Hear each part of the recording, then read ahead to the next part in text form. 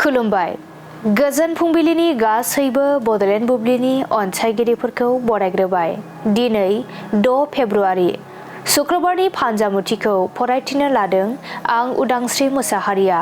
फानजामुथिनि गिबियाव दं मेष राशि। गोसोआव गोथार साननाय हनाय सोमजिनो हागौ, इसोरनि फारसे फोथायनाय फैगोन। बृष राशि।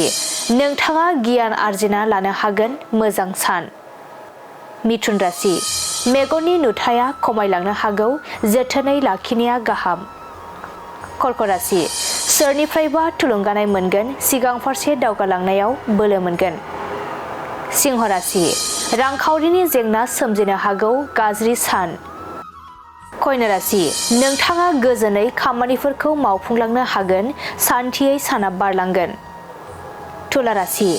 दोहोन दौलतआ जोबस्रांनो हागौ, गोसोआव दुखु मोनखांनाय सोमजिगोन। वृश्चिक राशि। रंजा बाजायै साना बारलांगोन, गोसोआव रंजाखांनाय फैगोन। धनु राशि। गोबां रांखावरि आरजिना लानो हागोन, गोनां मुवा बेसाद सोरजिना लानो हागोन। मकर राशि। माबाफोर फालांगि खालामनायाव सुथुरा हेंथा होगोन, सांग्राङै थानाया गाहाम। कुम्भ राशि। गोनांथार मुवा बेसादफोरा गोमानो हागौ, जोथोनै दोननांगोन। मीन राशि।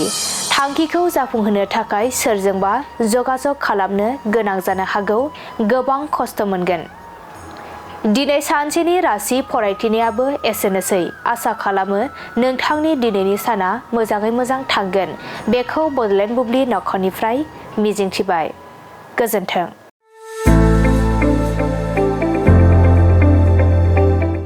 गोजोनथाव खौरां।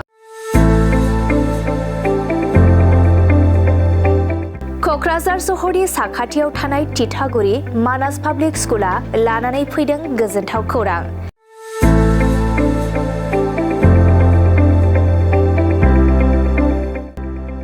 मानास पाब्लिक स्कुला गुन गोनां सोलोंथाइ बोसोरनि नार्सारिनिफ्राय थाखो 9 सिम फरायसा फरायसुलिफोरनि गोदानै 2026-27 मायथाइनि गोदानै मुं थिसननायनि खाबुफोर होगासिनो दं। गुन गोनां सोलोंथाइ होनायजों लोगोसे तितागुरि मानास पाब्लिक स्कुलाव basic computer education, English speaking environment आरो मोजां सोलोंथाइ गोनां फोरोंगिरिफोर दं।